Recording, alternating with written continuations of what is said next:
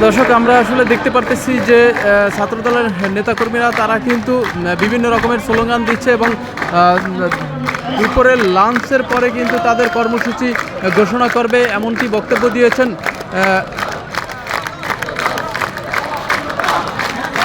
কেন্দ্রীয় ছাত্রদলের যে সভাপতি রাকিবুল ইসলাম রাকিব। তিনি কিন্তু বলেছেন যে লাঞ্চের পরে তাদের কর্মসূচি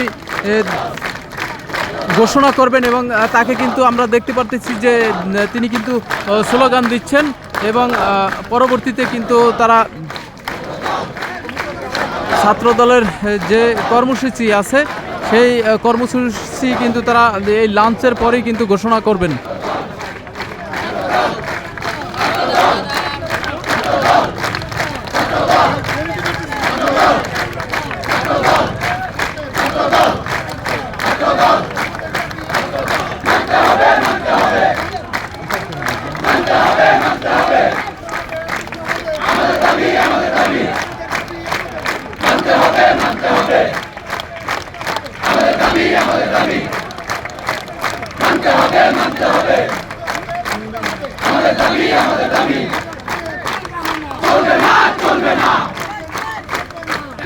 তারা যেমনটা বলতেছেন তাদের যে দাবি সেই দাবি কিন্তু মানতে হবে, এমনটাই স্লোগান দিচ্ছে কেন্দ্রীয় ছাত্রদলের যে সভাপতি রাকিবুল ইসলাম রাকিব। তিনি কিন্তু এমনটাই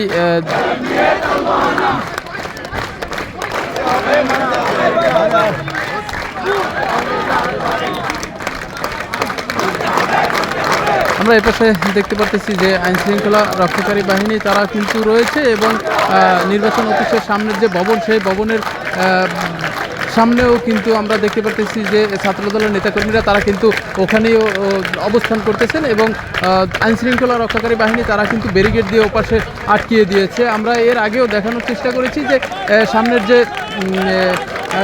যে নির্বাচন কমিশনের যে ভবন সেই ভবনের ওই দক্ষিণ সাইডটাও কিন্তু আটকিয়ে দেওয়া হয়েছে ব্যারিকেড দিয়ে।